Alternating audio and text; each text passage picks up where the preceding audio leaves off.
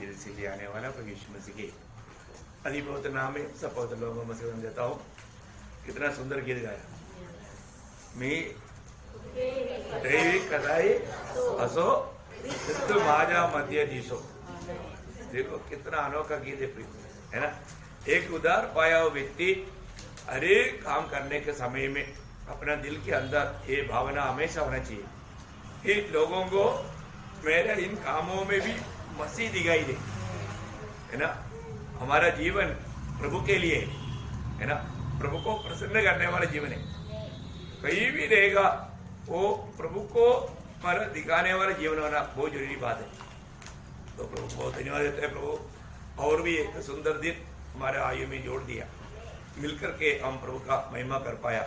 देखो अभी बहुत थोड़ा दिन बाकी रह गया है। आज हमारे इस आखिरी महीना का 20 दिन वो भी खत्म होने जा रहा है। अभी बहुत गिने चुने दिन रह गया। कितने लोग मतलब अपने जीवन को परखते है ना। मतलब कम से कम अभी आप जब गवाही देना है, संडे को भी जब गवाही देगा, इस साल आपका शुरुआत का दौड़ में अभी का दौड़ में कैसा है? आत्मीय जीवन की दौड़ में मतलब उन्नति आ रहा है या घटते जा रहा है? घटते जा रहा है तो कारण क्या है? क्या हमको आत्मीय भोजन नहीं मिला है? हमें कोई मतलब संगति बराबर नहीं मिला? सब मिला तो भी अगर हम आत्मीय जीवन में अगर हमारे में कमी पाया जाता है तो हमारा व्यक्तिगत कमी है ना। तो ऐसा अगर प्रभु हमें और भी एक नया साल देता है तो इसी में बढ़ करके प्रभु के प्रति जीवन बिताने का एक बड़ा उत्साह, एक बड़ा मतलब इच्छा, एक समर्पण हमारे जीवन में होना चाहिए। तो प्रभु को बहुत धन्यवाद देते हैं। प्रभु ने आज भी प्रभु का पवित्र उपस्थिति में हमको लेकर आया। प्रभु का वचन सुनने के लिए प्रभु ने मौका दिया। यदि हम प्रार्थना के साथ सुनेगा तो जरूर प्रभु हमारे से बातचीत करेगा।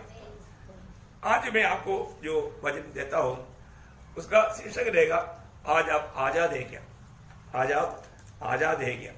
ना, कितना अच्छा एक सवाल है ना। आज हम आजाद है क्या? अपने आप को पूछना। आपको मालूम है जो गुलामी में रहता है उनका चेहरा हमेशा उदास, निराश, दुखी रहता है। और तो एक आजादी में जीने वाले व्यक्ति का हमारा चेहरा जो है बहुत आनंदित रहता, वो खुश रहता, क्योंकि वो आजाद है ना। देखते ही मालूम पड़ेगा वो व्यक्ति आजाद है ना। तो प्रभु में जो जीवन है वो आजादी के जीवन है। मसीह जीवन एक सच्चा आजादी के जीवन है। और आप अपने आप को मसीह कहता है और आप दुखी रहता है, ये दोनों मिलता ही नहीं, ये दोनों कभी नहीं मिलेगा। एक मसीह व्यक्ति जब ये दुनिया में रहने के समय में मतलब शैतान हमारे खिलाफ है ना, ये शरीर हमारे खिलाफ है ना, मतलब दुनिया का बहुत से बात हमारे खिलाफ है, लेकिन प्रभु में हम आनंद देंगे। हमारा आनंद को लोग कोई भी लूट नहीं सकता। तो इसका मतलब हमको ये बात को परखना है, आज मैं सचमुच में आजाद है क्या? आज भारत का लोग बोलेगा वो आजाद है, पर वो लोग आजाद नहीं है ना। सच्चा आजादी ये प्रभु की ओर से हमें मिलता है। ये बात को हमें सही रीति में जानना चाहिए।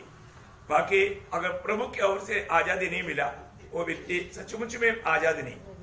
तो प्रभु का वचन में जब गलातियों का पत्री उसका 5 अध्याय उसका पहला वचन में गलातिया गलातिया मंडली को प्रभु का दास कहता है, मसीह ने स्वतंत्रता के लिए हमें स्वतंत्र किया है, अतः इसी में स्थिर रहो और दासत्व के जुए में फिर न झुको। देखिए अभी मतलब मसीह ने हमको स्वतंत्र किया है। इसका मतलब क्या है कि प्रभु यीशु मसीह में जितने भी लोग हैं वो आजादी पाया हुए लोग हैं, आजादी पाया हुए लोग हैं है ना। प्रभु ने हमें स्वतंत्र किया, उसमें बना रहने का एक जिम्मेवारी हमारा है। उस आजादी में बना रहने का कर्तव्य हमारा है ना। अगर हम लोग इसलिए बोला वापस दासत्व की जुआ में फिर से ना जुटो या उसमें मत फंसो। बहुत बड़ी बात है कि आज आजाद होने के बावजूद भी लोग जाकर के वापस उस मानव गुलामी में चले जाता है। कितना दुखदायक बात है ना। इसका मतलब सच्चा आजादी क्या है, ये बात को हमें जानना चाहिए। हम प्रभु के लोग हैं, तो प्रभु के लोग हैं तो वचन में जो बताया हुआ हर एक अनुभव हमारा होना चाहिए।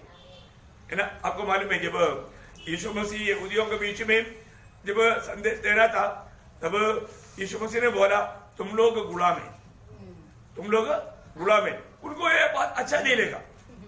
वो सीधा बोलता है जब यूहन्ना का समाचार 8 अध्याय का 33 वचन में, उन्होंने उसको उत्तर दिया, हम तो अब्राहम के वंश से हैं और कभी किसी के दास नहीं हुए। देखा, हम अभी भी हम अब्राहम का संतान है। देखो उनको घमंड है। हम कौन है?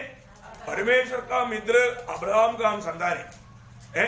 हम कभी भी किसी का कोई गुलाम नहीं रहा, कभी भी गुलाम नहीं रहा है। हम अब्राहम के संतान है। तो कैसे बोलते हैं हम गुलाम है? देखा, उसको उनको बहुत गुस्सा है। आज भी हम किसी को देखो आप पापी है बोलेगा तो बहुत लोगों को अच्छा नहीं लगता, उनको जल्दी गुस्सा आता है। हमको पापी कैसे बोला है? हम पापी नहीं करके वो लोग को शो करना चाहता है, सच्चाई वो लोग रखना चाहता है। तो इसी प्रकार अभी प्रभु उनको बोला कि तुम गुलाम है। उन्होंने बोला हमारा हिस्ट्री में गुलामी का चरित्र नहीं है, हमारे जीवन में ऐसे एक बात नहीं, क्योंकि हम अब्राहम के संतान हैं।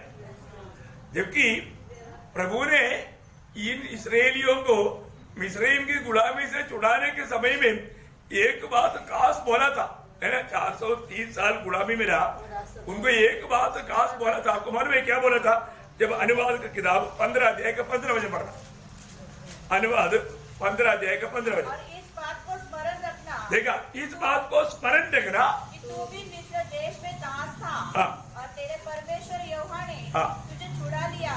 इस कारण मैं आज तुझको ये आज्ञा सुनाता हूँ। मैं आज्ञा दिया, तुमको स्मरण आना चाहिए, तुम ये बात भूलना नहीं। लेकिन लोग भूल गया है। वो लोग कमेंट कर रहा है, वो बोलते हैं हम अब्राहम की संतान है, हम कभी किसी का गुलाम नहीं रहा। देखो वो 430 साल गुलामी में रह, वो भूल गया, है ना। और भी आगे उसका 16 अध्याय के 12 वचन पढ़ना। और स्मरण रखना कि तू भी मिस्र में दास था, इसलिए इन विधियों के पालन करने में चौकसी करना। अभी देखो तो एक बात करना, मैंने जो दिया ना विधि, इसको तुम आजाद पाया। अभी जो मैं देता ना, ये विधियों को पालन करने में भी सावधान रहना। एक बात तो गुलाम था, मैंने छुड़ाया, वो बात नहीं भूलना। दूसरी बात, अभी तुम्हारा बहुत बड़ा जिम्मेवारी है, मैं जो वचन देता हूं वो वचन का पालन करना। ये बात को अनसुनी नहीं करना। इसके बाद में क्या बोला? उसका 24 अध्याय का 18 वचन, व्यवस्था विवरण 24 का 18। स्मरण रखना कि तू मिस्र देश में दास था और तेरा परमेश्वर यहोवा तुझे वहां से छुड़ा लाया है। इस कारण मैं तुझे यह आज्ञा देता हूँ। ये आज्ञा मैं इसलिए देता हूँ, तुझे परमेश्वर ने छुड़ा लाया, तुम्हें अपनी ताकत में उसका साथ इसके 21 भी पढ़ना। जब तू अपनी दाख की बारी के फल तोड़े तो उसका दाना न बेच लेना, वो परदेशी अनाथ और विधवा के लिए रह जाए। और इसको स्मरण रखना कि तुम मिस्र देश में दास था, तुम दास था, तुम गुलामी में था। इस कारण मैं तुझे यह आज्ञा देता हूँ। देखो ये आज्ञा क्यों देता है? तुम पीढ़ियों में बात को स्मरण रखना है। तुम लोग मिस्र देश में गुलामी में था, इसलिए दूसरे लोगों के लिए भी तुम्हारा चिंता होना ये बहुत जरूरी बात है। क्या है ना प्रियो, प्रभु का वचन, प्रभु का व्यवस्था कितना साफ है, कितना अच्छा है? अभी यहूदी लोग हमारे इस बात को मानने के लिए तैयार नहीं था। अभी यीशु मसीह ने उनके लिए एक खास बात बोला, यूहन्ना उसका 8 अध्याय का 34 वचन। यीशु ने उनको उत्तर दिया, मैं तुमसे सच कहता हूँ कि जो कोई पाप करता है वह पाप का गुलाम है। देखा प्रियो, जो कोई पाप करता है वो पाप का गुलाम है। हमें ये बात को जानना है कि हमारे जीवन में हमने छुटकारा पाया, पाप क्षमा पाया, उद्धार पाया, लेकिन अभी भी हम कोई पाप करता है क्या? पाप करता है क्या? प्रभु में नया जन्म पाया हुआ लोगों को पाप नहीं करना चाहिए। इवन पाप हो गया तो भी तुरंत मन फिरना चाहिए, परंतु पाप में बना नहीं रहना चाहिए। पाप में बना नहीं रहना चाहिए, बार बार ऐसे पाप में गिरफ्ती में नहीं गिरना चाहिए, है ना। तो बहुत बड़ी बात है हमारे जीवन में।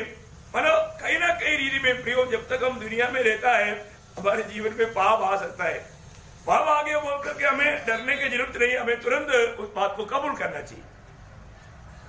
पाप जब तक हम दुनिया में है हमसे होगा, मतलब बिल्कुल पाप रहित कुछ भी पाप नहीं करता ऐसा कोई भी इंसान दुनिया में नहीं है। कोई ना कोई रीति में पाप हो जाता है, लेकिन पाप हो गया तो हमें तुरंत उसको कबूल करना चाहिए, है ना। कोई भी व्यक्ति ये नहीं बोल सकता मैंने उधार पाया इसके बाद में मैंने कभी पाप नहीं किया, मुझ में पाप नहीं, ऐसे बोल सकता है?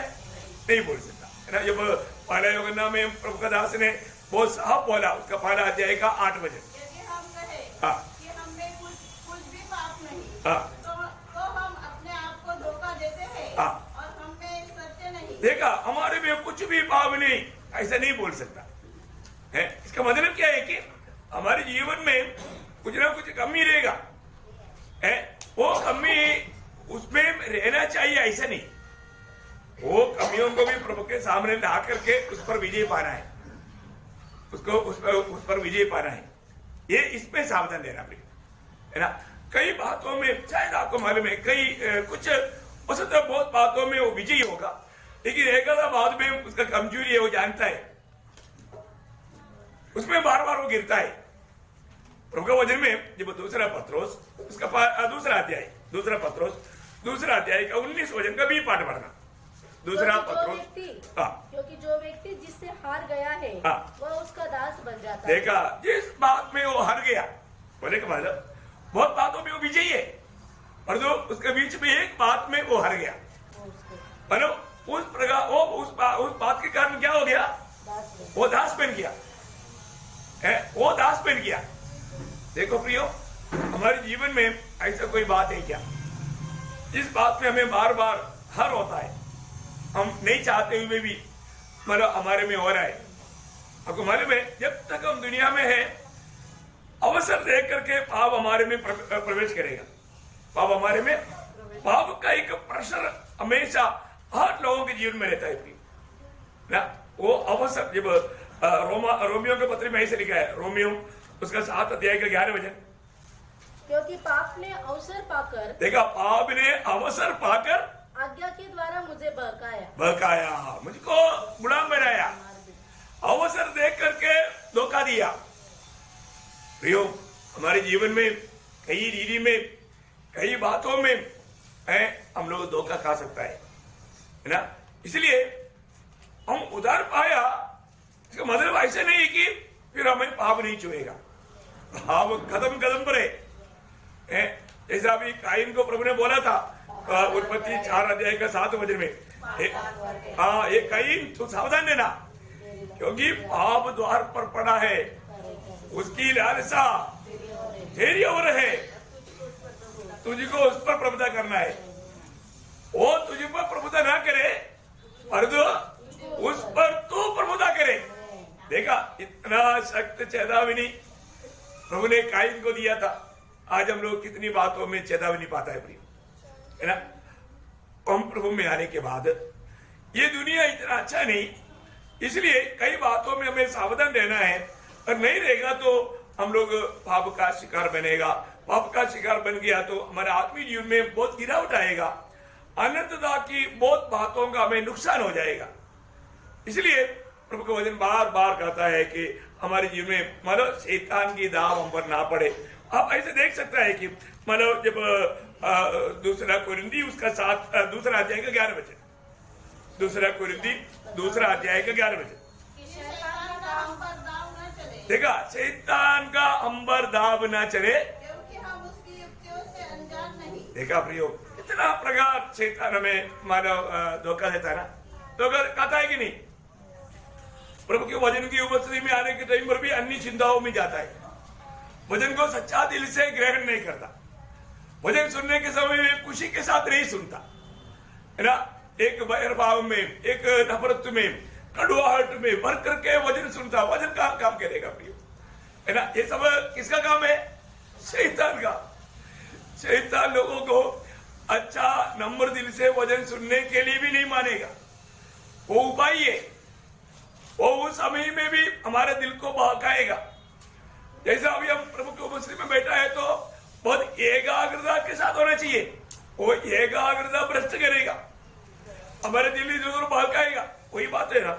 इसलिए सावधान रहना। ये बात से पौलुस भी डरता था, है ना। दूसरे कुरिन्थी 11 अध्याय का 3 वचन। परंतु मैं डरता हूँ। देखो अभी पौलुस क्यों डरता? मंडली के बारे में, पवित्र लोगों के बारे में डरना पड़ता है।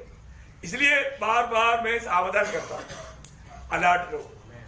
विरोधी मौका देख रहा है ना, आपका ध्यान मतलब उड़ जाए, ध्यान इधर उधर हो जाए, नहीं प्रियो, आप प्रभु को उपस्थिति में अभी सारा टेंशन जोड़ो, दिल खोलकर बैठो। प्रभु जो कहता है उसको उसका पूरा दिल लगाओ, पूरा मन लगाओ, है ना। उसको पूरा तन मन से सुनो। ये वचन अंदर जाने दो, उस वचन को अपना कार्य करने दो, है ना। बहुत बड़ी बात है ना, बहुत बड़ी बात है। कई लोग बाहर ऐसे डालता है, पूरा पीछे जाता है, तो एक बेचैनों की बात है। बड़े बड़े लोगों में भी कुछ लोग ऐसे करता है, आपने देखा होगा, नहीं चलता। ऐसा नहीं हो रहा। ये वजन ऊपर से मत जाना, सीधा कान से अंदर को जाना, नाली वाला खुला है कि नहीं देखना। हाँ, बहुत बड़ी बात है, जरूरत बात है बात। इसलिए वो साफ साफ समझाता है कि इस प्रकार की धोखे में मत पड़ना। क्योंकि प्रियो, एक बात, कोई भी प्रकार का पाप है, पाप को हम मतलब नाम बदल करके उसको सोचेगा तो भी मतलब प्रभु का दृष्टि में पाप रहेगा। इसलिए जब भजन संहिता में लिखा है 4 अध्याय, भजन संहिता 4 का 4 वचन का शुरुआत पढ़ना, कांपते रहो और पाप मत करो। देखा, इसका मतलब पाप को हल्का नहीं सोचना, कांपते रहना है। मतलब हमारे जीवन में मैं ऐसा कोई पाप में नहीं जाऊंगा, परमेश्वर का वचन के खिलाफ में मैं नहीं जाऊंगा, मेरे से ऐसा पाप होने नहीं देगा। पाप हो गया तो क्या होगा? प्रभु के साथ का संगति टूट जाएगा, आपका आनंद नष्ट हो जाएगा, है आपका खुशी नष्ट हो जाएगा, आप आनंद से नहीं रह पाएगा, है। ये एक डेंजर बात है प्रियो। हमारे जीवन में हमने प्रभु से आजादी पाया हुआ लोग है, तो हम लोग हमेशा उस आनंद का अनुभव में रहना प्रभु की इच्छा है ना। परंतु हमें वापस दुखी करना, निराश करना, ये बात मतलब शैतान का उद्देश्य है। हमारे विरोधी हमें कहीं ना कहीं ठोकर खिलाने की चक्कर में है ना, इसलिए उससे ठोकर नहीं खाना। आपको मालूम है, प्रभु यीशु मसीह के पास जो भी आया तो प्रभु मानो हर एक लोगों को अपने पास बुलाता है। ये परिश्रम करने वालों, बोझ से देवे लोगों, मेरे पास आओ। आज कितनी बार गया प्रभु के पास? हम लोग बोझ लेकर के नहीं आया, पर जाने के टाइम पर बोझ छोड़कर जाना प्रभु की उपस्थिति में। कम से कम इधर ही बोझ लेकर नहीं आना चाहिए। ठीक है, आप गिनती से लेकर आया कोई बात नहीं, लेकिन छोड़कर जाना। ये दुखी होकर के आया, दुखी होकर गया, ऐसे क्यों? प्रभु की उपस्थिति में आया ना, फिर आपको दुखी होकर के जाना चाहिए? कभी नहीं। प्रभु ने आपको बोला ना, मुझे दे दो, आपका दुख मुझे दे दो, आपने सुना नहीं? हाँ, सुनना चाहिए, है ना। कान है तभी सुनेगा, कान नहीं लाता कई लोग, ऐसा आ जाता है, कान छोड़कर आ जाता है ना, कई लोग दिल छोड़कर आता। ये सब दिल की पटरी पर लिखा जाना चाहिए। इसलिए प्रियो, हमारे जीवन में हमें परखना है। आपको मालूम है, प्रभु यीशु मसीह के पास नहीं, एक बार यीशु मसीह पास गया। कौन सा? ओ मतलब बेथेसदा कुंड के पास में, है ना। 38 साल से वो व्यक्ति मतलब बीमार पड़ा था, है ना। वो प्रभु को क्या बोलते? प्रभु मेरा कोई नहीं। प्रभु ने बोला, जिसका कोई नहीं उसका मैं है ना, मैं इसलिए तेरे पास आया, तूने मुझको नहीं बुलाया, मैं तेरे पास आया ना, है। प्रभु ने बोला, ऐसे करो, तू ये घाट उड़ा करके जाओ ना, घाट उड़ा करके जाओ।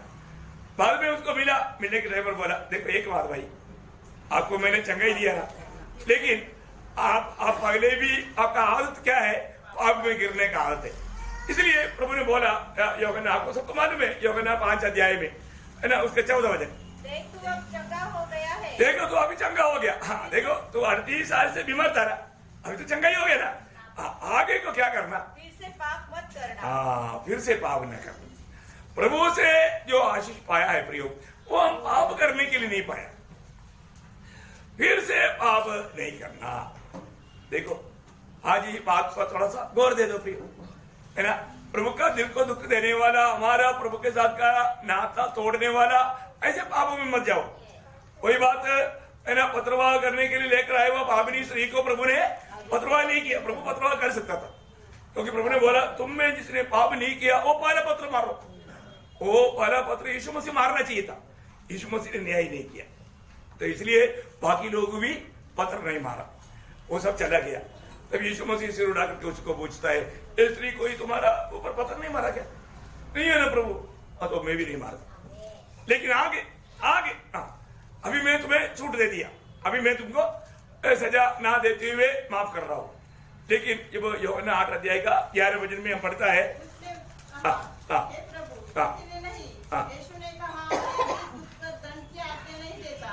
मैं भी तुम्हें दंड की आज्ञा नहीं देता,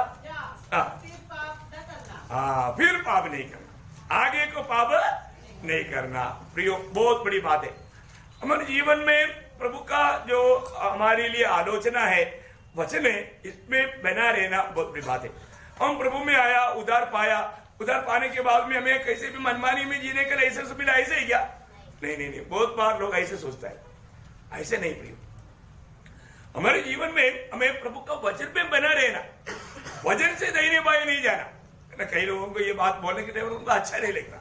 प्रियो, प्रभु का वचन से आप अपनी मनमानी में मत जाओ ना, आप प्रभु के वचन में बने रहो, तभी आपको मिला हुआ आजादी के अनुभव आप में बना रहेगा। अगर आप आजादी पाया और तो उस आजादी में बना रहेगा, कब?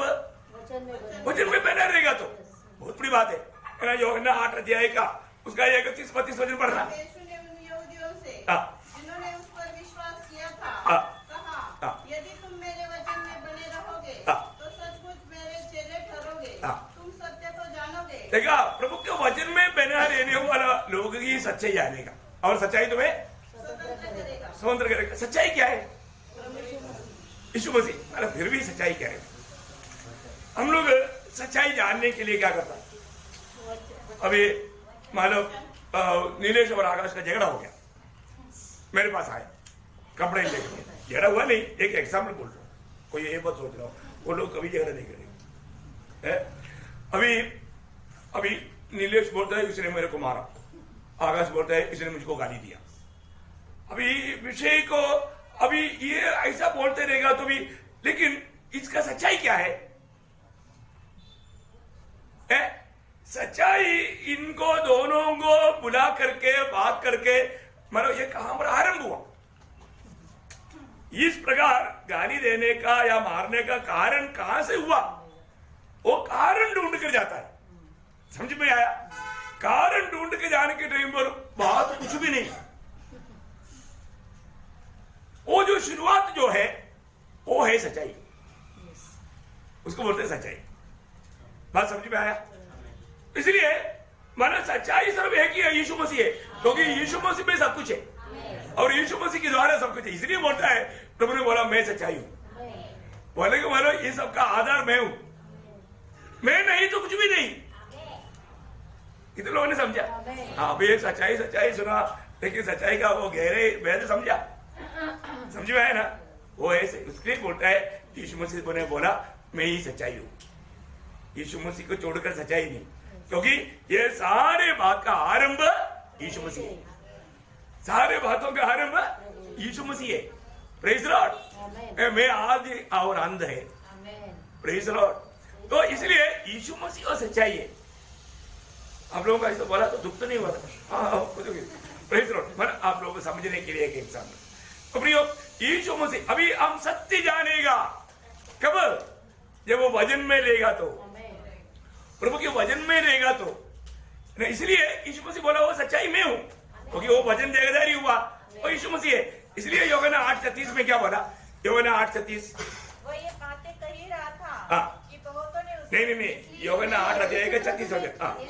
पुत्र तुम्हें स्वतंत्र करेगा, तो सचमुच तुम स्वतंत्र हो जाओगे। हाँ, देखा, तो यीशु मसीह या पुत्र तुम्हें स्वतंत्र करेगा, तुम सचमुच में स्वतंत्र हो जाएगा, सचमुच में स्वतंत्र हो जाएगा। बहुत बड़ी बात है प्रियो। स्वतंत्रता वो यीशु मसीह के द्वारा ही मिलता है ना? यीशु मसीह हमें स्वतंत्र करेगा। वही बात मान लो रोमियो 8 अध्याय का थोड़ा दूसरा वचन पढ़ना।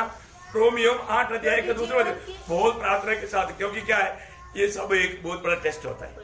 है ना। आप लोग एक टेस्ट में बैठा है समझना, तो समय भी मूल्यवान है और जो भी बताया जाता है वो बात सब मूल्यवान बात है। आप सुनिए, पढ़िए। क्योंकि जीवन की आत्मा की व्यवस्था ने मसीह यीशु में मुझे पाप की और मृत्यु की व्यवस्था से स्वतंत्र कर दिया। देखा, जीवन की आत्मा की व्यवस्था, देखा, ये प्रभु का सत्य वचन की बात है। बहुत बड़ी बात है। हम लोग यीशु मसीह को जानेगा, यीशु मसीह को पाएगा, तभी हमें सच्चा आजादी मिलेगा। प्रभु यीशु मसीह ही हमें स्वतंत्र करने वाला है। आपको सबको समझ में आ रहा है क्या? है ना। उसका रोमियो 8 अध्याय का, सॉरी 6 अध्याय का 17-18 वचन पढ़ना। 17-18 वचन। परंतु परमेश्वर का धन्यवाद हो कि तुम जो पाप के दास थे, तुम पहले पाप के दास थे, अब मन से उस उपदेश के मानने वाले हो गए। देखा, मन से प्रभु का वचन को मानने वाला हो गया। इसके साचे में ढाले गए थे और पाप से छुड़ाए जाकर धर्म के दास हो गए। देखा प्रियो, हम पाप के दास थे, परंतु प्रभु ने अपना वचन भेज करके हमें उन बातों को समझने के लिए हमारा बुद्धि खोल करके हमें उस वचन पर चलने वाला बनाया।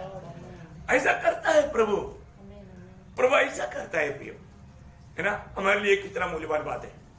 तो हम लोग विश्वास किया तो प्रभु का बात मानने वाला एक गुण हमारे अंदर प्रभु दिया है, वो मानेगा। नहीं मानेगा तो हम प्रभु का वचन सुनेगा, अच्छा बोल के छोड़ देगा, तो अच्छा बोल करके आपका एक सर्टिफिकेट प्रभु को चाहिए क्या? नहीं है ना। ऐसा भी यूहन्ना 3:36 में क्या बोलता? जो पुत्र पर विश्वास करता है अनंत जीवन उसका है। दूसरा क्या बोलता है? विश्वास नहीं करता, ऐसा नहीं बोला, जो पुत्र की नहीं मानता। देखा, मतलब विश्वास करने वाला क्या करेगा? मानेगा। एक ही नहीं बात, क्लियर बात है। क्योंकि विश्वास और मानना ये दोनों साथ आता है। एक पीछे रह जाएगा और एक आगे जाएगा, ऐसे नहीं होता। विश्वास है तो वहां पर मानने वाला बात भी वो मानेगा। बहुत बड़ी बात है। इसका मतलब क्या है कि हमको एक सच्चा आजादी, है ना, सच्चा आजादी देने वाला प्रभु यीशु मसीह। प्रभु यीशु को छोड़ करके कोई भी आजादी नहीं दे सकता। यीशु मसीह को पकड़ने के लिए जब आया, बहुत बड़ा झुंड था, है ना। उस समय में यीशु मसीह ने पूछा, तुम किसको ढूंढता है ना। यूहन्ना में 18 अध्याय उसके 8 वचन। तब प्रभु ने, उन्होंने बोला यीशु नासरी को, बोला वो मैं हूं और मुझे आप लोग पढ़ने के लिए आया, तो ठीक है, इल्लू जाने दो। और प्रभु ने उनको बचा लिया, अपनी चेलों को बचाया। प्रभु जो भी मानव प्रभु का पिता ने दिया हुआ लोगों को प्रभु हमेशा बचाता है। प्रभु बोलते हैं उनको जाने दो, है ना। देखो, अभी यीशु मसीह को सूली पर चढ़ने के टाइम पर वो सूली किसके लिए था? वो सूली बरअब्बास के लिए था। नहीं समझा? वो सूली पर बरअब्बास चढ़ाया जाना चाहिए था। तो लोगों को पिलातुस ने पूछा, मैं एक आदमी को छोड़ने का प्रभु में एक ऐसा एक रीति है, वो रीति के अनुसार तुम्हें कौन चाहिए, यीशु चाहिए या बरअब्बास चाहिए? उन्होंने बोला हमको बरअब्बास चाहिए, यीशु को चढ़ाओ। वो क्रूस जो बना है ना, उस पर यीशु को चढ़ाओ। तो यीशु मसीह किसके लिए चढ़ गया? बरअब्बास के लिए, बरअब्बास को छुड़ाने के लिए। प्रभु ने सूली पर चढ़ते हुए बरअब्बास को भी छुड़ाया। देखा, आप देखो भाई, इतना ही नहीं, प्रभु के साथ में 2 चोर था, उनमें से भी और एक बच गया। आप देखो ना, ये तीनों पार्टनर लोग था, उसमें से 2 बच गया। देखो, वो भी जाते आते वो प्रभु को बोले, प्रभु मुझको याद करना। प्रभु ने बोला आ जाओ, तुम भी आ जाओ परदीसा में। देखो, प्रभु ने उनको भी बचाया। प्रभु बचाता है। प्रिय, आज इतनी बैठा हो, कितने लोग सच्चा दिल से बोल सकता है कि प्रभु ने मुझको बचाया? हाँ, बचाए हुए लोगों को ये भजन सुनने के लिए बहुत आनंद होता है। प्रभु मुझे मिल गया इसलिए मैं बच गया। ओ, मैं आपको एक बात बताना चाहता हूँ, जो भी लोग हमारे प्रभु यीशु मसीह है ना, अभी आपको मालूम है, अपने बच्चे लोग अगर दुख में रहता है तो माँ बाप को बहुत दुख होता है। दुख होता है कि नहीं? माँ बाप को मालूम है। तो तब फिर वो बोलता है अपने गोद में बैठा के, क्या बात हो गया, क्यों तुम दुखी है, क्या चाहिए तुमको, क्या चाहिए, बिस्किट चाहिए क्या, कौन सा मतलब मिठाई चाहिए, क्योंकि खुश होना है। माँ बाप सह नहीं सकता अपने बच्चे लोग ऐसा रहता है, तो है ना। हमारे प्रभु ने हमारे लिए कितना बड़ा कार्य किया। लेकिन क्या है ना, अभी आपको मालूम है, यदन वाटिका में कितना आनंद का जगह था, वो कितना आनंद था। आदम हव्वा का खुशी देख करके एक व्यक्ति को जेलसी आया। जेलसी आकर के जब पाप आया, क्योंकि प्रभु की बात से बढ़कर के शैतान की बात को विश्वास किया और माना, विश्वास किया तो माना आज्ञा तोड़ दिया। अब देखो प्रियो, कितना भयंकर बात है ना, जब इससे तोड़ दिया तो अब मतलब झगड़ा शुरू हो गया, खुशी खत्म हो गया, आनंद बुझ गया। नहीं तो कैसा चेहरा चमकता था, पर जो अभी दो लोगों का एक दूसरे को देखने तुम मेरे को क्यों देखता है, देखो चेहरा बदल गया, अंधेरा आ गया। ऐसे बात है ना। देखो हमारे जीवन में है ना, आज भी जो लोग प्रभु में है तो आपका चेहरा कैसे होना चाहिए, चमकना चाहिए। आपका चेहरा नहीं चमकता ना, मैं तो आपको बोलता हूं क्लियर बात है, आप आनंदित नहीं है। आप मतलब आपका उधार नष्ट हो गया करके उधार पाए वालों को मैं कभी नहीं बोलता, वो तो एक दोष हो गया, वो बहुत बड़ा अपराध है। लेकिन उधार का आनंद नष्ट हो गया। क्या नष्ट हो गया? आनंद। सबसे बड़ा आनंद है उधार का आनंद, है ना। जब हमारा परमेश्वर का दिल का जैसा दावीद भाव किया तो क्या हो गया? उधार का आनंद नष्ट हो गया। वो प्रभु से विनती किया। आपको सबको मालूम है 51 भजन संहिता उसका 12 वचन, देखा है उसने अपना पाप कबूल किया है, पाप कबूल किया, पछतावा किया है। प्रभु को विनती करता है, प्रभु मुझको आनंद दे दे प्रभु वापस, प्लीज प्लीज प्लीज। देखा प्रियो, एक बात जानना, आप पाप में रह करके कभी भी उधार के आनंद में चल नहीं पाएगा। उधार के आनंद एकदम अतुल्य आनंद है, एकदम मतलब अपन इसको वर्णन नहीं कर सकता। 3 बार वहां पर लिखा है। जब एक 13 का मतलब भजन संहिता उसका 13 का 5 वचन का भी पाठ पढ़ना। मेरा हृदय तेरे उद्धार से मगन होगा। हाँ, मेरा हृदय तेरा उद्धार से मगन होगा या आनंदित रहेगा, है ना। उसका 9 अध्याय का 14 वचन का भी पाठ, और तेरे किए हुए उद्धार से मगन हो। हाँ, तेरा किए हुए उद्धार से मगन हो। कितना बड़ी बात है प्रियो, है ना। देखो मैं एक बात आपको बताना चाहता हूँ, आज हमारे अंदर मतलब प्रभु के साथ अगर हमारा नाता जोड़ गया, हमारे में को आनंद में कमी नहीं आना चाहिए। क्योंकि हमारा आनंद का विषय क्या है? जब लूका 10 अध्याय का 20 वचन, आपको सबको मालूम है, तुम्हारा नाम स्वर्ग में लिखा है, इसलिए तुम आनंद करो। जिसका नाम आप इधर बैठा हुआ, कितने लोगों को पक्का विश्वास है कि मेरा नाम स्वर्ग में लिखा है? लिखा नहीं क्या? अरे आपका उद्धार हुआ है कि नहीं? तो फिर आपको मतलब पूछने का तो एक स्तुति कर सकता है ना। हम लोग प्रभु का आराधना कर रहे हैं, है ना। ये बहुत बड़ी बात है, हमें ये बात में आनंद होना चाहिए, है ना। जिसका भी उद्धार हुआ है उसका नाम स्वर्ग में लिखा है, उसका आनंद कभी नहीं खोएगा। बहुत बड़ी बात है। यहाँ पर मतलब मैं एक बात आपको बताना चाहता हूँ, ये सच्चाई का ज्ञान जिसके अंदर है वो आनंद से परिपूर्ण हो जाता है। उसके आनंद में कभी भी कम नहीं होगा, क्योंकि ये आनंद दुनिया से मिलने वाला आनंद नहीं, दुनिया के आनंद से कितना बेहतर आनंद प्रभु ने दिया।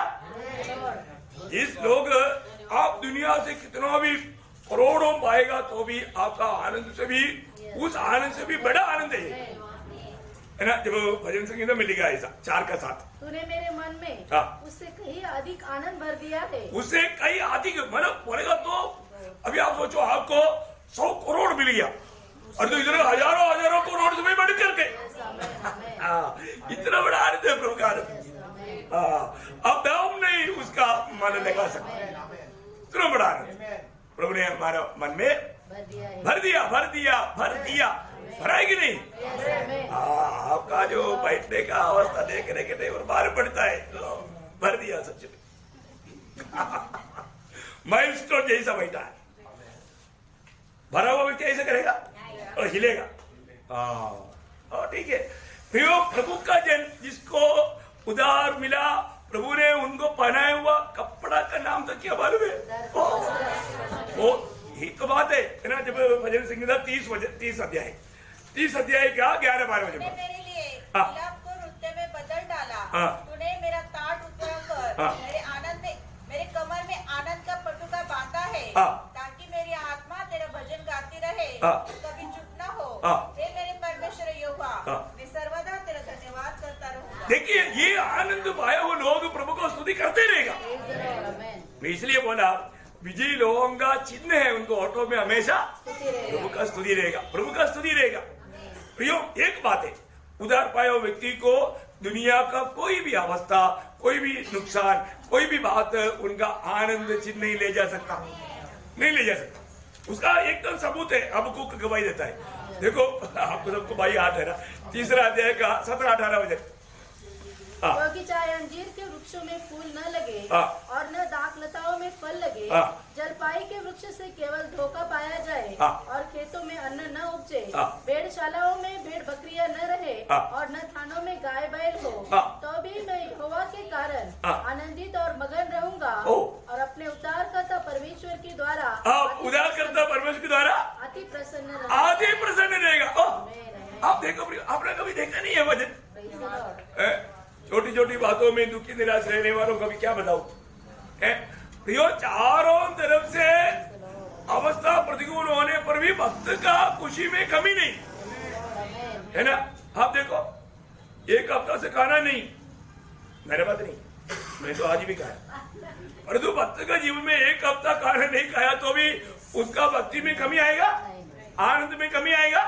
नहीं आएगा। सच्ची बात है। आप सोचो, आनंद होता है क्या? प्रभु के वचन में प्रियो ये जो लिखा है सारे बात सच्चे प्रिय। एक आत्मिक जन ये अनुभव में गुजरता है ना।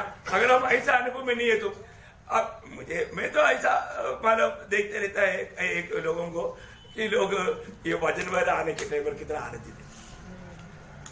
एक उदार पाए हुए जन को प्रभु का वचन मिलने के टाइम पर क्या होता मालूम है?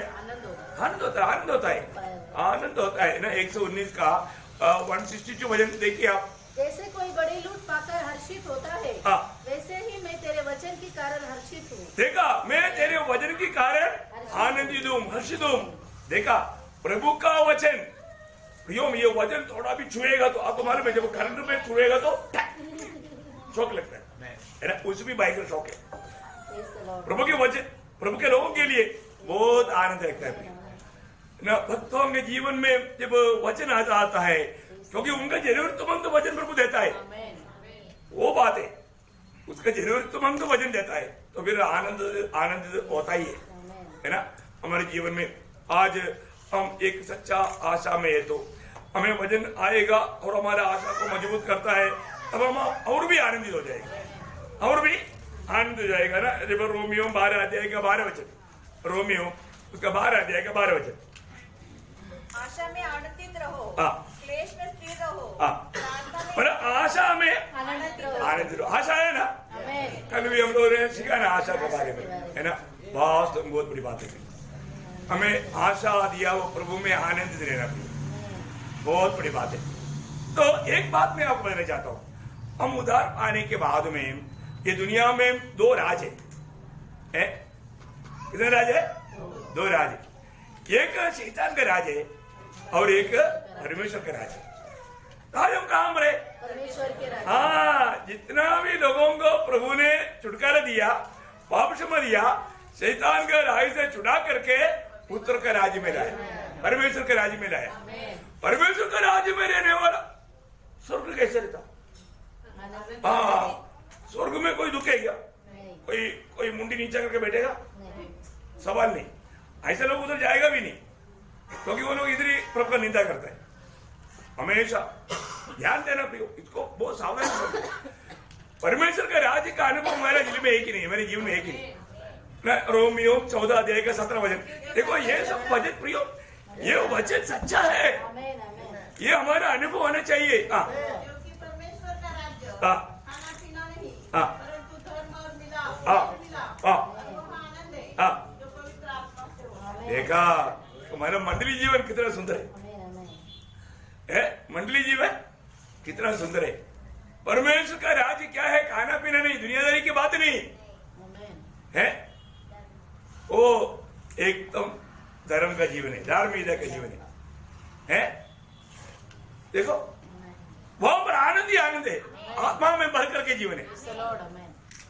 और उधर ही कोई मैं तो तू नहीं सुनता, वहां पर एक ही बात होता है, वो लोग हमेशा कभी भी मिलता है तो क्या बोलेगा, मारा दादा हमारा प्रभु जल्दी आ रहा है, ओ जल्दी आएगा, इधर से टूट जाएगा अब जल्दी, चलो तुम्हें शांति हो। बहुत बड़ी बात है।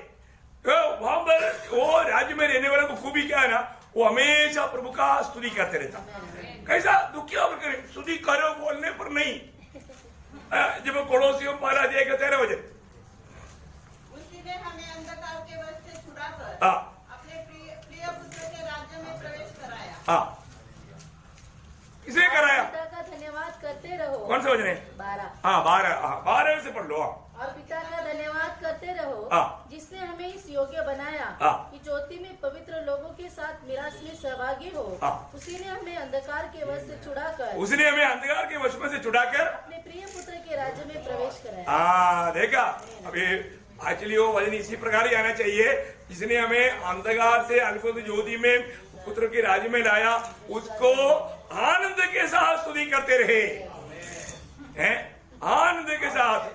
कोई वजन क्या होता नहीं, ऐसे पकड़ो बोलेगा तो ऐसे पकड़ना को कोशिश करता है, वजन थोड़ा गुम्मा जाता है, इसलिए आप लोगों को थोड़ा समझने में दिक्कत है। वो वजन है ना, पुत्र का राज्य में जो भी आ गया है, आनंद के साथ प्रभु का स्तुति करो। आनंद का स्तुति में बड़ा जोर होता है बाकी लोगों का, इसलिए मैं बोला, आप कई लोगों को स्तुति करना है तो भी मसिल पकड़कर स्तुति करता है। किसके लिए स्तुति करता? प्रभु दास के लिए। ऐसा नहीं करना भैया, प्रभु के लिए स्तुति करना है, प्रभु की महिमा करना है भैया। हमारे बीच में राजाओं की राजा, प्रभुओं का प्रभु है, सारा महिमा उसको देना है। ऐसा नहीं हम लोग कुछ ऐसा उल्टे काम। जेल में रहने वाले प्रेरित पौलुस भी घर में रहने वाले लोगों को बोलते हैं, फिर प्रचार आपको मालूम है, प्रभु में सदा, मंडली में आने के टाइम पर नहीं, घर में रहने के टाइम पर भी, मार्ग में जाने के टाइम पर भी, जेल में रहने वाला मैं आनंदित है, इसलिए तुम लोग भी प्रभु में आनंदित लो। आप लोगों ने पढ़ा ना वजह, कितना आनंद की बात है भैया। वो महान प्रभु का दास जेल में इतना तकलीफ में कष्ट में रहने के टाइम पर भी इतना आनंदित है, तभी तो घर में रहने वालों को भी बोल सकता है कि तुम लोग वहां पर भी प्रभु में आनंदित रहना। प्रियो, मसीह जीवन का सबसे बड़ा एक खूबी हमें आनंद लेना है। आनंद नहीं लेगा तो प्रभु क्या होता? प्रभु का दुख होता है। इसलिए जो लोग, जब भजन संगीता में ना एक सुंदर वचन है, ध्यान से पढ़ना, 5 अध्याय का 11 वचन का बी पाठ, भजन संगीता 5 अध्याय का 11 वचन का बी पाठ। वे सर्वदा ऊंचे स्वर से गाते रहे, क्योंकि तू उनकी रक्षा करता है, और जो तेरे नाम से प्रेमी है, तुझसे प्रफुल्लित हो। तुझ में हमेशा आनंद रहेगा। क्या रहेगा? तुझ में हमेशा आनंद रहेगा, उल्लास रहेगा। मराठी में कैसे पढ़ता? ज्यांना तुझे नाव प्रिय आहे ते तुझ्या ठाई उल्लास पाहू। उल्लास पाहू। देखा, कई शब्द ठीक से नहीं आता है, इसलिए आप लोग अलग परिभाषा मराठी भी देखने का। उल्लास पाओ, उल्लास, आनंद, खुशी, है ना। प्रभु का नाम को जो भी प्रिय जानता है, हमारे प्रभु यीशु मसीह के नाम का तुल्य कोई नाम है क्या प्रिय? है ना, उसका तुल्य कोई नाम नहीं है, वो अतुल्य नाम है प्रिय, है ना। इसलिए तो हमें उसमें भरोसा है, तो हम हमेशा आनंदित रहना है, क्योंकि वो नाम लेने के लिए प्रभु ने हमें लायक तो बनाया है ना। उस नाम से हमको क्या नहीं मिला? सब कुछ मिला। तो मैं प्रभु को बहुत धन्यवाद देता हूँ। तो जब जो लोग उद्धार पाया है, उनमें प्रभु का आत्मा है ना, आत्मा है। जो वचन कहता है 2 कोरिन्थी 3 अध्याय का 17 वचन, 2 कोरिन्थी 3 का 17, प्रभु तो आत्मा है, और जहाँ कहीं प्रभु की आत्मा है वहाँ स्वतंत्रता है। देखा, वहां पर स्वतंत्रता है। मतलब क्या है कि जो व्यक्ति आत्मा में रहेगा वो हमेशा स्वतंत्र रहेगा। तो वचन में रहेगा वो स्वतंत्र रहेगा, जो विश्वास में रहेगा वो स्वतंत्र रहेगा। देखिए, आज मैं स्वतंत्र है कि नहीं? प्रियो, प्रभु में आए हुआ हरेक लोगों में प्रभु की आत्मा का अभिषेक है। ये अभिषेक क्या करता है? हमारे ऊपर आया हुआ अभिषेक मसीह में बना रहने के द्वारा हमें मिलता है। हमारे लिए सेपरेट नहीं मिला, मसीह में होने के कारण मिला। लेकिन ये अभिषेक क्या करता मालूम है? एशिया ने भी में एक ऐसे सुंदर वचन है, एशिया 10 अध्याय के 27 वचन, एशिया 10 अध्याय के 27, समय ऐसा होगा कि उसका बोझ तेरे कंधे पर से और उसका जुआ तेरी गर्दन पे से उठा लिया जाएगा और अभिषेक के कारण वह जुआ तोड़ डाला जाएगा। अभिषेक के कारण वो जुआ तोड़ लिया जाएगा। प्रियो, बोलने का मतलब वो पाप का जुआ आपके ऊपर नहीं आ सकता। इस पवित्र आत्मा की उस अभिषेक का सामर्थ्य हो, कितनी बड़ी बात है? प्रभु इस कारण हम सबको प्रभु ने अभिषेक किया है। अभी कोई अभिषेक के लिए प्रार्थना करने की जरूरत है क्या? नहीं, उधार पाया हुआ सबको प्रभु ने अभिषेक दिया है ताकि वो वापस वो जुआ उसके ऊपर नहीं आएगा, वो तोड़ डालेगा। वो तोड़ डालने का प्रभु ने सामर्थ्य इन अभिषिक्तों को दिया है। बहुत बड़ी बात है प्रियो। देखो, भजन का सच्चाई जानना प्रियो, भजन का सच्चाई जब तक आपको मालूम है। अफ्रीका में जब अमेरिका का प्रेसिडेंट ने अनेक कैदियों को या गुलाम लोगों को आजाद कराया, परंतु अभी भी कई देशों में ऐसा आजादी हो गया करके गुलाम लोगों को मालूम नहीं। वहां पर अभी भी काफी समय तक 3 साल तक और ये गुलामी चलते रहा, लेकिन उनको जब मालूम पड़ा वो लोग भी गुलाम का वो जुआ को तोड़ दिया। बहुत बड़ा चरित्र है प्रियो। मैं आपको बताना चाहता हूँ, आज प्रभु में है तो हम कितना आजादी में रहना चाहिए। हमें मालूम नहीं, ऐसे ही क्या मालूम हो गया ना वचन की द्वारा, है ना। ये आजादी का अनुभव हमारे में बना रहना एक बड़ा एक रहस्य, मतलब रहस्य नहीं, सब परिचय है। प्रभु यीशु मसीह हमेशा ये दुनिया में आनंद रहा और हमें भी वो आनंद का मार्ग बताया। उसको बहुत ध्यान से सुनना, है ना। जब यूहन्ना का सुसमाचार उसका 15 अध्याय है, उसका 10-11 वचन, यदि तुम मेरी आज्ञाओं को मानोगे तो मेरे प्रेम में बने रहोगे। देखो, बहुत ध्यान से सुनना। यीशु मसीह पिता की प्रेम में बना रहा। यीशु मसीह हमें बोलता है तुम मेरी आज्ञा मानोगे तो मेरा प्रेम में बना रहेगा, जैसा कि मैंने अपने पिता की आज्ञाओं को माना है और उसके प्रेम में बना रहता हूँ। मैंने ये बातें तुमसे इसलिए कही है कि मेरा आनंद तुम में बना रहे। देखा, मेरी आनंद तुम में बना रहे और तुम्हारा आनंद पूरा हो जाएगा। देखा, तुम्हारा आनंद पूरा हो जाएगा। प्रियो, प्रभु की बातों को मान करके चलने वाले लोगों का दिल में प्रभु की आनंद पूरा हो जाएगा, क्योंकि प्रभु की इच्छा है हम आनंद रहे। हम आनंद रहे ना, प्रभु की इच्छा है प्रियो। हम में से कोई भी दुखी अवस्था में दिखना प्रभु को बहुत दुख देता है, क्योंकि हम विरोधी को मौका देता है, तभी तो हमें दुखी हो सकता है। और तो हम आनंद रहना, यदि आनंद का कोई कमी हो गया तो हम प्रार्थना करना। कोई कमी हो गया तो वहां पर उसका 16:24 में लिखा है, यूहन्ना 16:24। अब तक तुमने मेरे नाम से कुछ नहीं मांगा, मांगो तो पाओगे, ताकि तुम्हारा आनंद पूरा हो जाए। देखा, मांगो ना तुम्हें मिलेगा। तुझको मांगना है प्रभु से, उल्टा कुछ बात मत मांगो। कई लोग कुछ दुखी हो गया तो बोलेगा प्रभु हमें मृत्यु दे दो, ऐसे है क्या?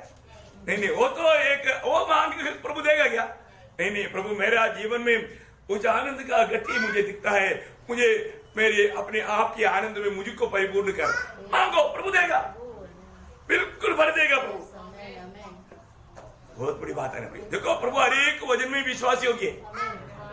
मैं एक बात आपको बताना चाहता हूँ। आज क्या होता है ना, आज कई रीति में हमारा आनंद मतलब खो जाने का बात क्या ना, हम एक दूसरे को मतलब स्वीकारने के लिए तैयार नहीं। वो ऐसा है, ये ऐसा है, चलो मैं अच्छा है, ऐसा हमारे किसी का दिल में ऐसे विचार आ जाता है, फिर बात समस्या बढ़ जाता है। ये विचार हमें धोखा देगा। प्रभु के वचन में रोमियो का पत्री उसका 15 अध्याय का 7 वचन, अनोखा वचन है, ध्यान से सुनना है। इसलिए जैसा मसीह ने परमेश्वर की महिमा के लिए तुम्हें ग्रहण किया है, वैसे ही तुम भी एक दूसरे को ग्रहण करो। देखा, अरे यीशु मसीह ने हमको ग्रहण किया तो दुनिया में रहने वाले किसको हम ग्रहण करने के लिए दिक्कत है? आप बताओ ना, है आपको समझ में आ रहा है? हम लोग कोई अच्छा था क्या? नहीं है ना, पूरा डूबा हुआ था पाप में, गंदगी में, है इतना निकृष्ट जीवी था, कोई काम का नहीं था। प्रभु का दृष्टि में बहुत भयंकर अपराधी, दोषी, है ना। हमको प्रभु ने हमको ग्रहण किया। प्रभु बोलता है प्रभु ने तुमको ग्रहण किया तो तुम भी आपस में ग्रहण करो। ये कोई दिक्कत है क्या? प्रियो, हम कई बार हम लोग क्या ना स्वार्थी है, उसका वो 15 का 12 वचन पढ़ना। अतः हम बलवानों को चाहिए कि निर्बलों की निर्बलता को सहे, न कि अपने आप को प्रसन्न करे।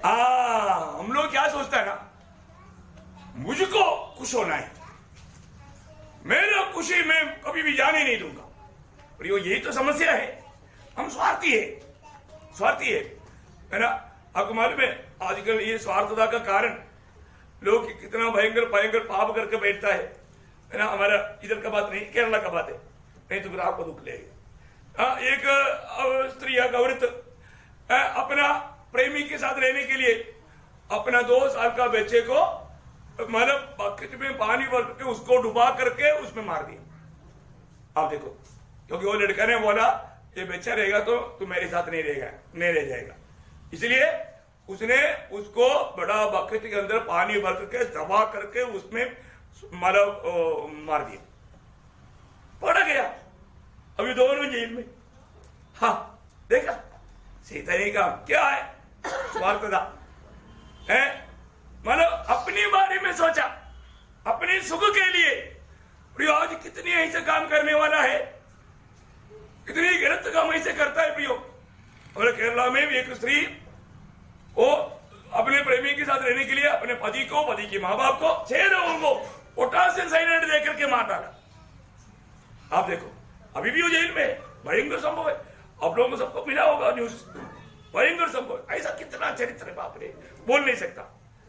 प्रियो अपने आप को खुश करने के लिए, अपनी खुशी के लिए ना, अपनी आनंद के लिए नहीं प्रियो, प्रभु का वचन कहता है हम ऐसा नहीं करना, क्योंकि हमारे यीशु मसीह ऐसा नहीं किया। उसका 3रा वचन पढ़ना, उसका 3 में यीशु मसीह के बारे में लिखा है ना कुछ, क्योंकि मसीह ने अपने आप को प्रसन्न नहीं किया। हाँ देखा, मसीह ने अपने आप को प्रसन्न नहीं किया। प्रियो यीशु मसीह ने जो किया वही हमारा मार्ग है। यीशु मसीह ये दुनिया में जन्म लिया किसके लिए? यीशु मसीह ने दुनिया में कष्ट सहा किसके लिए? यीशु मसीह ने ये दुनिया में बड़े बड़े कार्य किया किसके लिए? यीशु मसीह सूली पर मरा किसके लिए? मेरे लिए। देखा, यीशु मसीह अपने लिए कष्ट नहीं सहा था। यीशु मसीह ने जो कष्ट सहा किसके लिए? मेरे लिए। यीशु मसीह क्रूस उड़ाया किसके लिए? मेरे लिए। क्रूस पर मरा किसके लिए? मेरे लिए। खून बहाया किसके लिए? मेरे लिए। देखा, ये मसीहा था। परंतु आज बहुत लोग स्वार्थी हो गया, वो अपने लिए सोचता है। परंतु यीशु मसीह का वचन, प्रभु का वचन कहता है 1 कोरिन्थियों 2 अध्याय का 16 वचन में, उसके आखिरी में, हम में मसीह का मन है। कितने लोग बोल सकता है हमारे में मसीह का मन है क्या? मसीह का मन है तो स्वार्थता का बात कोई नहीं खोजेगा, वो स्वार्थता के लिए जीवन नहीं बिताएगा। यीशु मसीह ने दूसरों के लिए जान दिया तो हम भी वही करना है प्रिय।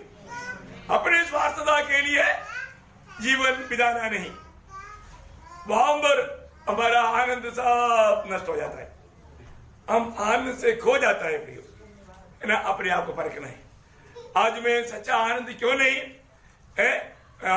मैं अपने आप को खुश करना चाहता प्रियो, उसमें हमें गलत मार्ग में जाना पड़ता, तब हमारा सच्चा आनंद खो जाता। हमें हर एक लोगों को ये बात को जानना चाहिए कि हमारा ना, कई बार लोग क्या बोलते हैं, नहीं मेरा बलहीनता है, बलहीनता पाप करने का अनुमति है क्या? नहीं प्रियो, दुनिया में हर एक लोगों में बलहीनता है ना। कई लोगों को पहला शरीर में बलहीनता है, कई लोगों को ज्ञान में बलहीनता है ना, कई लोगों को समझ में बलहीनता है, बहुत बातों में बलहीनता है। और वो बलहीनता पाप करने का इसलिए पाप हो गया ऐसे बोल सकता है? नहीं बोल सकता। अपना बलहीनता बोल करके पाप करेगा, पाप करके कुछ बात सीरियस नहीं होगा, ऐसा कोई नहीं सोचना प्रिय है, क्योंकि बल देने वाला प्रभु हमारे साथ है। हमारे जीवन का विजय रहस्य क्या है ना? फिलिपियों 4 अध्याय का 13 वचन। जो मुझे सामर्थ देता है, उसमें मैं सब कुछ कर सकता हूं। बस है प्रियो, हमारा बलहीनता बोल करके अपन पाप को ढक नहीं सकता। हमें सामर्थ्य देने वाला हमारे साथ है, वो उसके द्वारा हम सब कुछ कर सकता है। इतने नहीं, अगर आपका ऐसा कोई कमजोरी बलहीनता है तो वहां पर भी प्रभु का वचन बोलता है, 2 कुरिन्थी 12 अध्याय का 9 वचन। हाँ देखा, वो 12 का 9 वचन पढ़ करके फिर 10 वचन भी पढ़िएगा। मेरा अनुग्रह तेरे लिए बहुत है, क्योंकि मेरी सामर्थ्य निर्बलता में सिद्ध होती है। देखा, प्रभु का सामर्थ्य हमारे निर्बलता में सिद्ध होता है, सिद्ध होता है। देखा, केवल हम में बलहीन बोल करके छुटकारा पाएगा कभी नहीं। प्रभु का अनुग्रह हमारा बलहीनता को हटा करके हमें सिद्ध करता है, हमें सिद्ध करता है। मतलब हमें मन दुखी बनकर रहने का कोई सवाल नहीं हुई। हमारी समस्या, हमारी बात तो प्रभु के हाथ में दे करके धन्यवाद दे दो, और आप देखो प्रभु कैसा काम करता है ना प्रियो। विश्वास कर, जहां पर विश्वास है वहां पर प्रभु का महिमा है, महिमा देख पाएगा। इसलिए कोई भी कारण आप उसका 10 वचन में वापस पढ़ना चाहिए। इस कारण देखा, निर्बल है लेकिन मैं परवाह नहीं। निर्बलता में भी मैं निर्बल होकर के मेरे से गलती होगा नहीं होगा, क्योंकि प्रभु उस अभी में मुझे बहुत ऐसे अनुग्रह देगा। बहुत बड़ी बात है। मैं आपको एक बात बताना चाहता हूँ, प्रभु में आने के बाद हमें आत्मा में रहना सीखना। क्या करना? आत्मा में रहना सीखना, तभी प्रभु को दिल को आनंद रहेगा, है ना।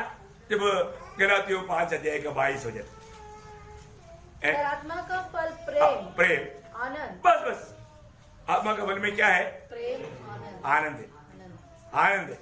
हमें आनंद रहना है तो क्या करना? आत्मा में रहना। कितना शॉर्ट में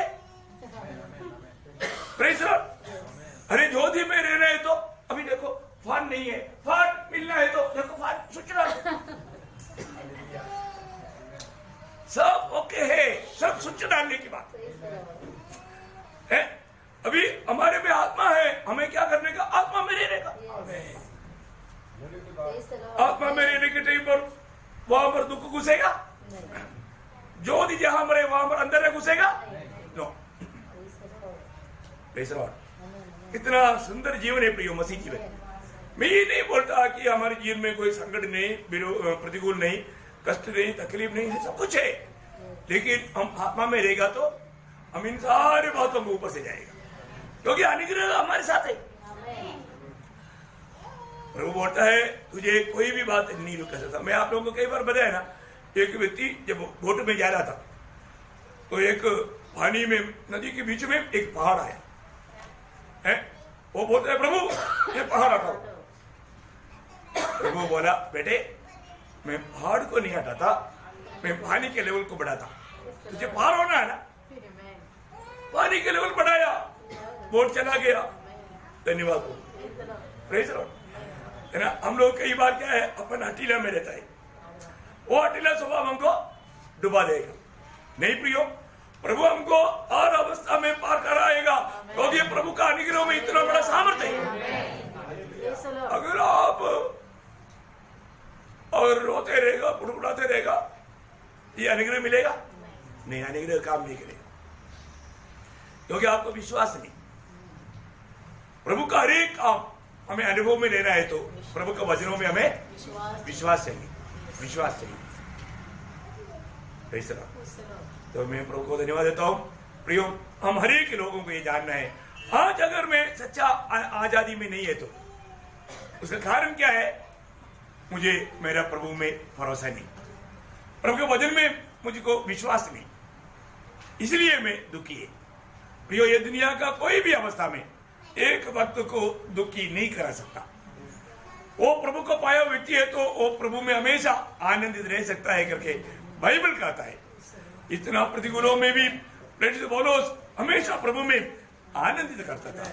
प्रियो, आप पर को आज कहां पर हमारा कमी है, ठीक है, जरूर समस्या के बीच में गुजर रहा होगा, परंतु हमारा चेहरा चमक रहा है कि नहीं? चेहरे में वो चमक है कि नहीं? या प्रतिकूल हमारा खुशी को बहाका कर लेकर गया क्या? ऐसा नहीं जाता। मसीह का प्रेम वाला, मसीह का खुशी, मसीह का खुशी, प्रभु ने बोला मैं दिया हुआ खुशी कोई कारण नष्ट नहीं हो सकता। प्रभु का खुशी कभी नष्ट नहीं होता प्रियो। और नष्ट होने वाला ऐसा कोई बात है तो वो तो सिर्फ हमारे अविश्वास का कारण है, वो सिर्फ हमारे गलती के कारण है। पाप हमारा जीवन का आनंद को लूट सकता है, वो हमारी गलती है। और तू प्रभु के साथ सच्चा नाता जोड़ेगा तो, प्रभु के वचन पर बना रहेगा तो, आत्मा में रहेगा तो आप हमेशा आनंद रह सकता है। बीजी जीवन बिताने का वेद वही है। प्रभु आपको इन वचनों के द्वारा बहुत आशीष दे, प्रभु को महिमा मिले। आमीन।